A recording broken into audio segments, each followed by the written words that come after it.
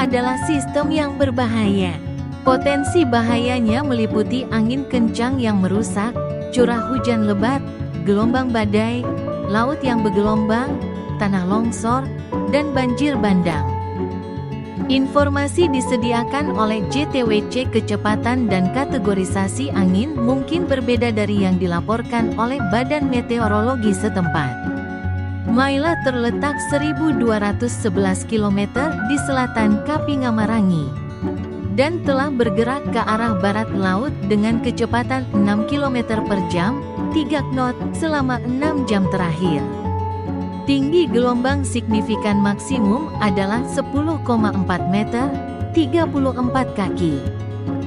Maila diproyeksikan akan terus bergerak ke arah barat-barat laut selama 12 hingga 24 jam ke depan, dengan kecepatan translasi yang sangat lambat, 3-4 knot.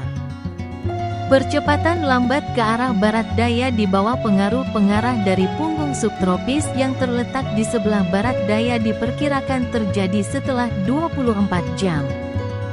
Lintasan ini diperkirakan akan menjaga Maila tetap berada di jalur tepat di selatan semenanjung Papua selama periode perkiraan.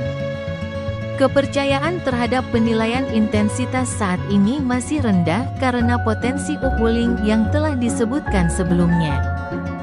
Model gabungan menunjukkan wilayah jejak dingin samudra di bawah -26 derajat Celcius di kedekatan dengan pusat sirkulasi tingkat rendah saat ini dan memanjang langsung di depan jalur yang diproyeksikan, berpotensi meningkatkan peluang terhentinya intensifikasi.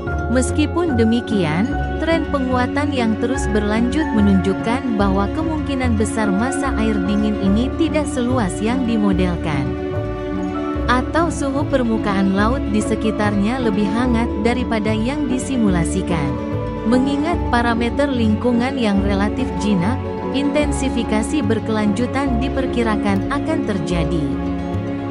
Dengan intensitas puncak mendekati 220 km per jam, 120 knot, yang diproyeksikan dalam 24 hingga 36 jam. Setelah itu, tren pelemahan bertahap diperkirakan akan dimulai karena peningkatan geser angin di lapisan tengah, diperkirakan mencapai 55-65 km per jam, 30-35 knot, dalam sekitar 3 hari, dan potensi peningkatan efek gesekan dari interaksi topografi dengan pegunungan Owen Stanley. Tingkat kepercayaan terhadap panduan lintasan model numerik hanya moderat, yang berpusat pada amplop panduan multimodel. Konsensus ini mewakili kompromi antara solusi GFS dan NAVGEM yang lebih cepat. Rata-rata ansambel ECMWF titik tengah, dan pelacak UKMET, GALWEM, dan ECMWF deterministik yang lebih lambat. Meskipun terdapat kesepakatan umum mengenai rezim pengarahan secara keseluruhan dan evolusi dari jalur ke arah barat ke jalur barat daya, ketidakpastian yang signifikan masih tetap ada mengenai waktu laju percepatan.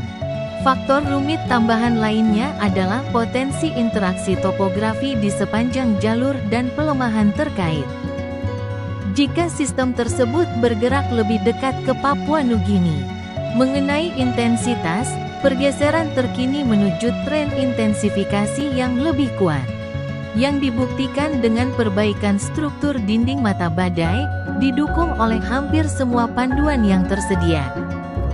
Kepercayaan terhadap perakiraan intensitas resmi tetap rendah karena ketidakpastian yang tinggi terkait dengan potensi dampak yang akan datang dari fenomena arus naik dan perbedaan besar di sepanjang jalur pergerakan badai dalam panduan model.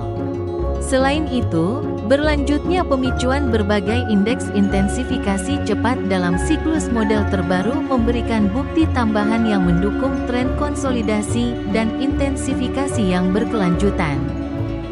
Peringatan nomor 11. Informasi disediakan oleh Pusat Peringatan Topan Gabungan, Joint Typhoon Warning Center, JTWC.